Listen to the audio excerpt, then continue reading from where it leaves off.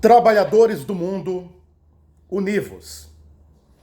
Estamos agora iniciando uma abordagem extremamente importante, abordando pós-Primeira Guerra Mundial e, acima de tudo, a reflexão e a lembrança na grande Revolução Bolchevique de outubro de 1917.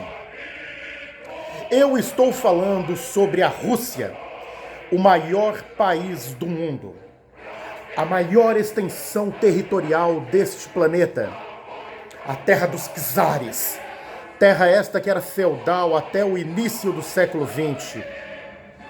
Estou falando sobre aquela terra de trabalho grandioso, onde as populações viviam à mercê de seus senhores feudais, cossacos, das grandes estepes que iam até a Sibéria.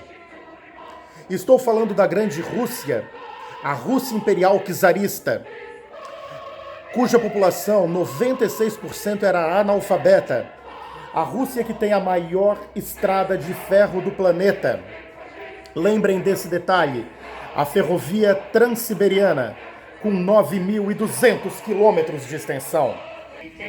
Esse povo, em 1917, não aceitou todo o trabalho, toda a imposição e empreendeu a chamada Revolução Bolchevique, a Revolução de Outubro, que tirou a família Romanov do poder. Esta família estava dominando a Rússia desde tempos imemoriais. É bom lembrar que a Rússia já tinha sofrido a tentativa de uma invasão por Napoleão Bonaparte no início do século XIX. E esta invasão, ela infelizmente acabou caindo por terra, com a tática de terra arrasada. A população vivia ainda de maneira primitiva e, como falei, ainda muito focada no feudalismo. A industrialização não tinha adentrado todo o grande território russo, mas algumas figuras intelectualizadas como Vladimir Ilyich Ulyanov, também chamado de Lenin, disse que poderia ser dado 2 passos à frente e 1 passo atrás. Foi a grande revolução, a verde, a branca e a vermelha. A Revolução Vermelha, também chamada de Bolchevique, foi a que chegou ao poder. E ela era liderada por Lenin, Stalin e Trotsky. Para vocês terem uma ideia, todos eles se baseavam nos princípios do grande Karl Marx e do grande Friedrich Engels, que desenvolveram a ideia lógica do socialismo científico, que foi realmente uma situação específica que se desenvolveu no século XIX na Europa. Nós podemos perceber que o socialismo é um sistema econômico e político que prevê a divisão igualitária dos bens de consumo e, acima de tudo, prevê a ditadura do proletariado para que, no futuro, consiga-se chegar ao comunismo. Um detalhe que deve ser aqui observado: a população russa vivia miserabilizada em pleno século XIX. Miserabilizada. É isto que nós devemos aqui observar de maneira muito salutar e de maneira muito pontual. Nós devemos perceber também que os nossos irmãos russos eram oprimidos por um sistema muito medieval que adentrava o século XX. Qualquer crítica era punida de maneira brutal, ditatorial e absolutista pelo czar. O último czar da Rússia foi Nicolau II, da família Romanov. Ele e toda a sua família foram mortos durante o processo de revolução, que vai dar origem à União das Repúblicas Socialistas Soviéticas. Este é o ponto inicial que eu gostaria de lembrar para vocês. Não podemos negar que já na época dos grandes czares como Catarina e como Pedro o Grande, A Rússia sofreu modernizações. A Rússia avançou no que chamamos de despotismo esclarecido. O mesmo despotismo do Marquês de Pombal, o mesmo despotismo que estava fazendo com que muitos pontos de avanço ocorressem na Europa. Catarina, a Grande, Pedro, o Grande, foram sim grandes czares e czarinas. Foram grandes líderes e que realmente colocaram a Rússia no eixo da Europa moderna. Não vamos deixar de citar a grande cidade de São Petersburgo, que faz fronteira com a Finlândia. É um dos locais mais incríveis do mundo. Hoje a população beira os 5 milhões de habitantes.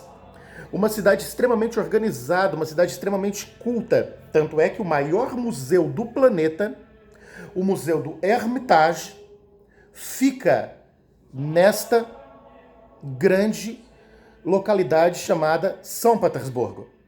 Um detalhe que eu gostaria de lembrar para vocês, e é muito sério, todas essas grandes transformações que aconteceram na Europa fazem parte do que chamamos de despotismo esclarecido. O tempo passou e, posteriormente, nós vemos que o século XIX finda, a família Romanov continua no poder e, tecnicamente, a família passa por problemas de saúde mental muito fortes. E a esposa do czar, Alexandra, acaba entrando em contato com um monge, na verdade um charlatão, que acabou virando uma espécie de guru do nosso querido Nicolau II. Eu estou falando de Rasputin, um homem caracterizado pela sua mediocridade de pensamento, mas ao mesmo tempo pela sua ideia de dominação única em relação à população. Estou falando da família Romanov, que foi responsável pelo Domingo Sangrento da Rússia, que matou inúmeras pessoas quando estavam pedindo para que mudanças ocorressem naquela região durante o período czarista e que o direito trabalhista fosse efetivamente apropriado. O direito do proletário, que é o trabalhador assalariado, o direito à organização de um sindicato, o direito à organização industrial, o direito à educação. Lembra que cerca de 96% da população era analfabeta. Todos esses pontos vão culminar com a Grande Revolução, a Revolução Bolchevique de 1917. Ouçam atentamente, por exemplo, a petição em São Petersburgo, no dia do Domingo Sangrento, em janeiro de 1905. Ouçam com atenção o que ocorreu. Em 9 de janeiro de 1905, um grupo com cerca de 300 mil operários de São Petersburgo se encaminha até o palácio para entregar uma petição ao czar, cujo conteúdo era o seguinte: Majestade, nós, operários da cidade de São Petersburgo, nossas mulheres, nossos filhos e nossos velhos pais inválidos, vimos a Vossa Majestade procurar justiça e proteção. Olhem bem, caímos na miséria, oprimem-nos, sobrecarregam-nos com trabalho, esmagador, insulta-nos, ninguém reconhece em nós o homem. Somos tratados como escravos. Que devem aguentar pacientemente seu amargo destino e calar. Majestade, somos aqui mais de 300 mil. Pensem nisso. Todos homens pela aparência, pelo aspecto. É aqui que estamos procurando nossa última salvação. Não recuse a proteção ao seu povo. Tire-o do túmulo do arbítrio, da miséria e da ignorância. O czar respondeu violentamente. E esse episódio ficou conhecido como Domingo Sangrento ou Morte na Neve. Bem, essa é a situação que eu gostaria de ressaltar para vocês. O povo estava indignado. Inclusive, aconteceu uma grande revolta em um navio de guerra russo, o encouraçado Potemkin, também nesta mesma época. E olhem bem, os marinheiros se amotinaram e declararam guerra ao regime dos czares. Este ponto faz com que a gente pense em um detalhe extremamente sério. A revolução iria acontecer. O rei iria cair. O povo tomou o poder. Só em 1922, a Rússia se transforma na União das Repúblicas Socialistas Soviéticas, URSS. Estaremos falando sobre esta grande transformação da humanidade, porque não deixou de ser, ela adentrou as hostes socialistas, ela se transformou no que a gente chamou por muito tempo de Segundo Mundo e efetivamente transformou o modo de pensar da humanidade depois da Segunda Guerra Mundial com a chamada Guerra Fria. Vamos aos estudos, fiquem com Deus e tudo de bom a vocês.